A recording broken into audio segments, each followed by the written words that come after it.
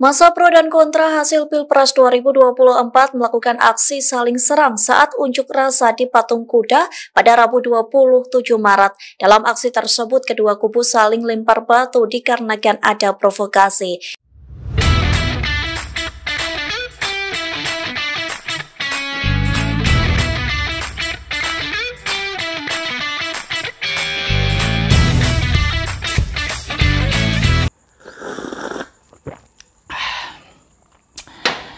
Assalamualaikum warahmatullahi wabarakatuh. Salam sejahtera bagi kita semua. Salam Om Swastiastu, Namo Buddhaya, salam kebajikan. Masih bersama dengan Intel Donat yang pada malam hari ini akan membawakan informasi-informasi menarik dan mudah-mudahan bermanfaat bagi para netizen. Hari ini eskalasi politik di Indonesia ini kian meningkat menjelang putusan MK akan dikeluarkan terkait sengketa PHPU Pilpres 2024 kemarin. Hiruk pikuk politik sudah terasa. Di beberapa pemberitaan media sosial tentu kita melihat bagaimana para demonstran ini sudah melakukan persiapan massa. Luar biasa sekali kan.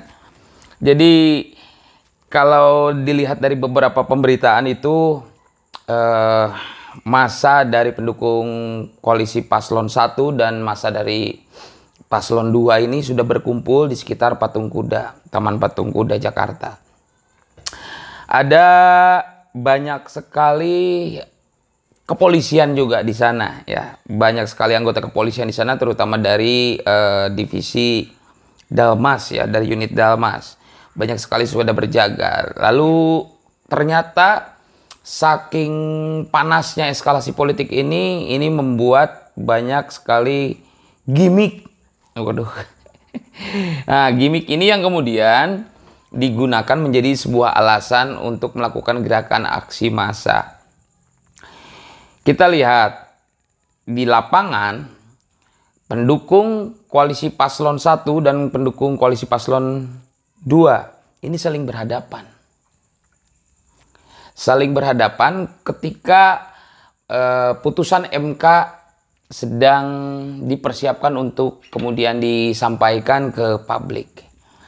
Namun kita melihat ada hal yang janggal di sini. Hal yang janggal tersebut kita dapat melihat dua kelompok massa ini berhadap-hadapan. Ada apa sebenarnya?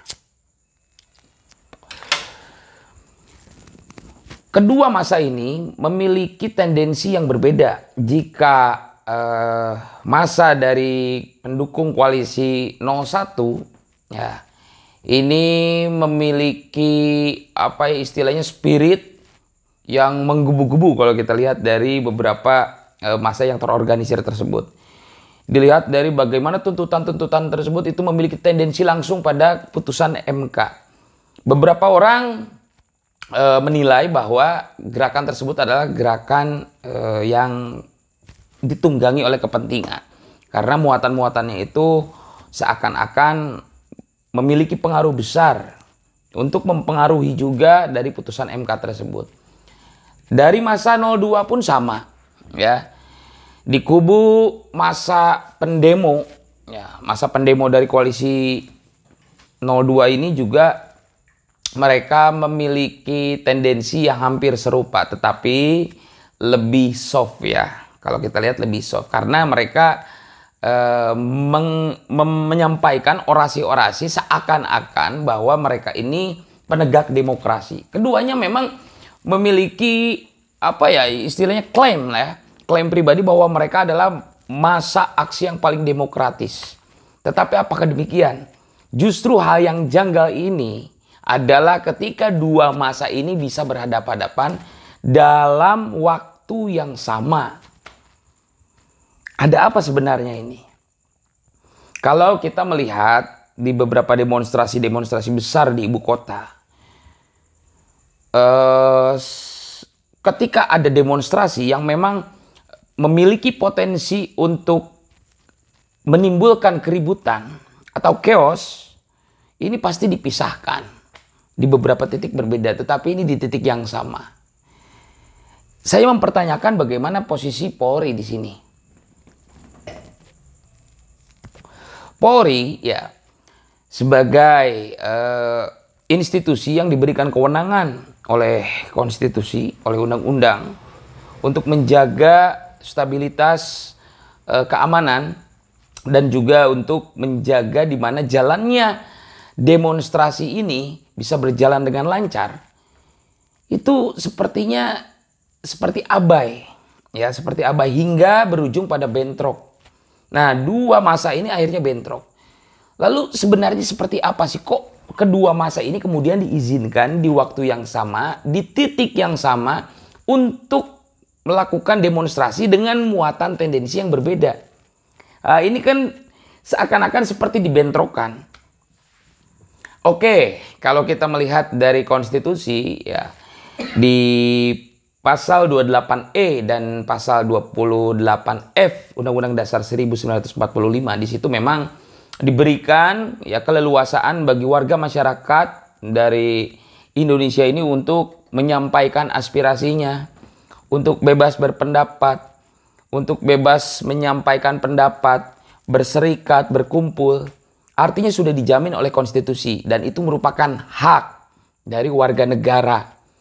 Nah, kemudian tugas Polri di situ apa? Tugas Polri adalah untuk benar-benar menjamin bahwa undang-undang tersebut atau amanat konstitusi tersebut diberikan pada masyarakat. Menjamin amanat undang-undang tersebut benar-benar dimiliki oleh tiap-tiap kelompok masyarakat. Lalu kan kalau seperti ini berarti kita akan berbicara teknis, bukan berbicara soal hak. Paslon 01 memiliki hak karena secara yuridis itu secara yuridis itu diberikan kewenangan, ya diberikan kewenangan atau diberikan keleluasaan melalui Undang-Undang Dasar pasal 28E dan F. Paslon 02 pun itu serupa. Keduanya memang memiliki hak, tetapi ini kita akan berbicara teknis. Kok bisa Polri seakan-akan ya ini tidak memberikan larangan atau tidak adanya, bukan larangan ya, atau kita sebut memberikan melakukan langkah-langkah antisipasi atau melakukan langkah-langkah persuasif supaya kedua masa ini tidak saling berhadapan. Karena ketika dua masa ini saling berhadapan dengan tendensi yang berbeda, di satu titik ini akan menimbulkan potensi kericuhan. Nah, Polri ini apakah tidak ada pertimbangan sampai ke sana atau bagaimana? Kalau kita melihat bagaimana Polri bekerja itu ada dalam Perka Polri ya, Perka Polri nomor 9 tahun 2008. Bagaimana penanggulangan massa yang dilakukan oleh Polri, penanganan massa yang dilakukan oleh Polri. Lalu ada juga Perka Polri nomor 16 tahun 2006 terkait pengendalian massa ya. Jadi SOP, di sana berbicara teknis SOP. Kalau kita runut, ketika dua masa ini ya memberikan pemberitahuan pada Polri bahwa keduanya akan melakukan demonstrasi di titik yang sama, di waktu yang sama, seharusnya Polri ya dari situ bisa menganalisis bahwa ini akan memiliki potensi besar untuk berujung pada sebuah kericuhan. Apalagi demonstrasi ini dilakukan di salah satu institusi vital milik negara, objek vital milik negara. Artinya Polri apakah tidak ada berpikir sampai ke sana? Apakah Polri tidak memiliki analisis sampai ke sana sehingga terkesan abai? Keduanya saling berhadapan dan bisa dilihat keduanya saling serang, saling lempar botol, bahkan sampai saling lempar batu. Nah, ini kan kemudian akan mempengaruhi situasi politik. Eskalasi politik akan meningkat ketika persengketaan yang seharusnya diselesaikan di meja sidang itu seakan-akan diabaikan dan dengan sengaja seakan-akan ditumpahkan ke ruang publik, diselesaikan di ruang publik. Kan ini sesuatu yang absurd kalau menurut saya ya. Seharusnya kan kebalikannya. permasalahan yang ada di publik, di ruang publik ini harusnya diselesaikan bukan pada ranah publik. Jika itu kaitannya dengan hukum dan konstitusi. Ini kan kaitannya dengan konstitusi, sengketa PHPU. Seharusnya diselesaikannya bukan melalui mekanisme publik atau di ruang publik sengaja dibuka, sengaja ditumpahkan begitu saja agar publik menyelesaikan semuanya. Itu tentu tidak elok dan tidak bisa seharusnya. Kemarahan-kemarahan publik ini jangan kemudian malah di-entertain oleh sekelompok orang yang memiliki kepentingan. Kemarahan-kemarahan, kekecewaan dari publik ini bukan diselesaikan dalam ruang publik, tetapi harusnya dibawa ke ruang sidang untuk diselesaikan di sana karena kaitannya dengan bangsa kita, terutama dalam hal ini kaitannya dengan konstitusi.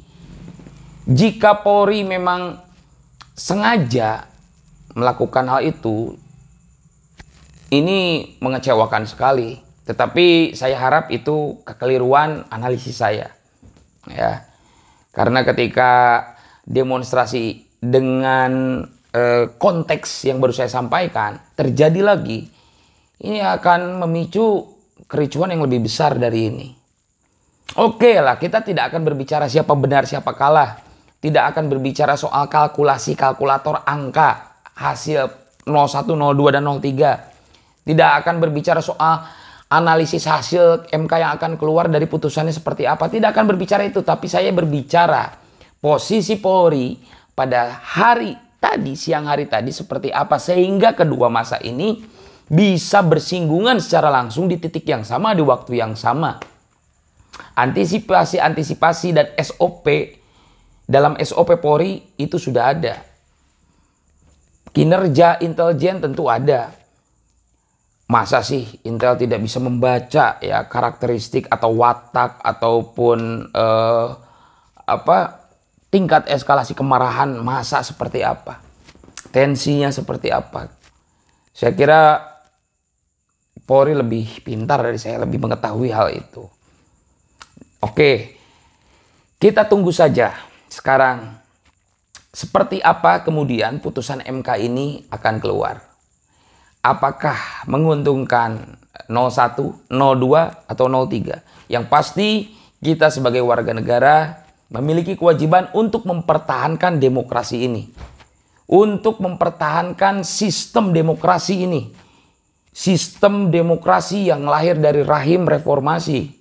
Kita harus jaga ini karena ini amanat reformasi. Jangan sampai amanat reformasi ini dirusak oleh sekelompok orang yang mengatasnamakan otoritas kekuasaan untuk merubah dan merusak konstitusi.